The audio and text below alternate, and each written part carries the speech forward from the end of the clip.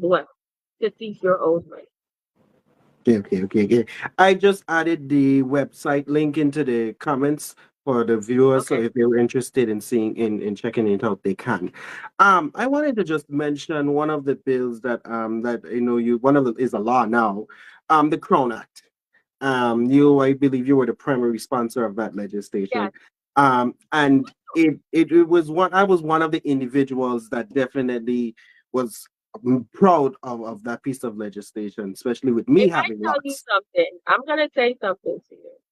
Hmm. Of all the pieces of legislation that I have had to push through the Senate, I am going to be honest with you, that Hmm. was the hardest one. I honestly thought it would be the easiest one, but it ended up being the hardest.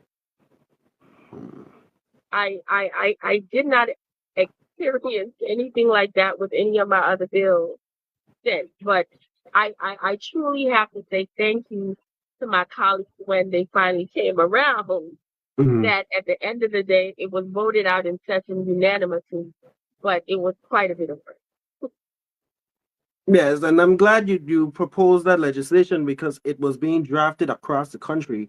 And I was just waiting for when the Virgin Islands was gonna do it because we have a lot of residents who has locks and natural hair. And some people were being affected. So when it was drafted, including me, I remember I left the job completely before the act was even drafted because my employer, and this is the interesting thing, she had locks too, and she was telling me I need to change my locks and deal with my locks, and it's not natural. It's not right for the place. And I told her I was leaving, and I left. And so when I went to my next job, the law just got passed, and I was like, praise the Lord, at least I don't have to deal with this again.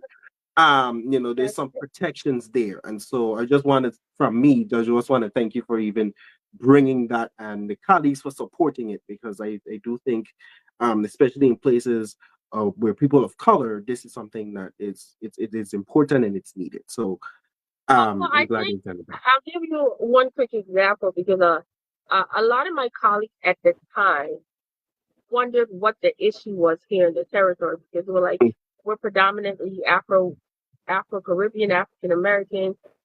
They were like, well, we all grew up with grades.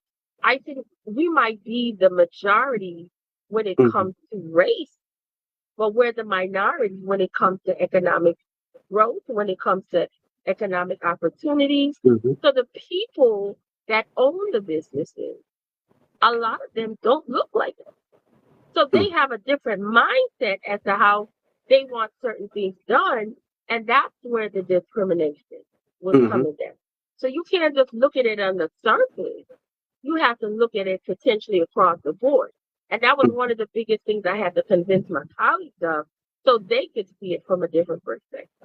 But what actually turned the tide for me was several of them had attended mhm, nationally the Black Caucus mhm, annual meeting.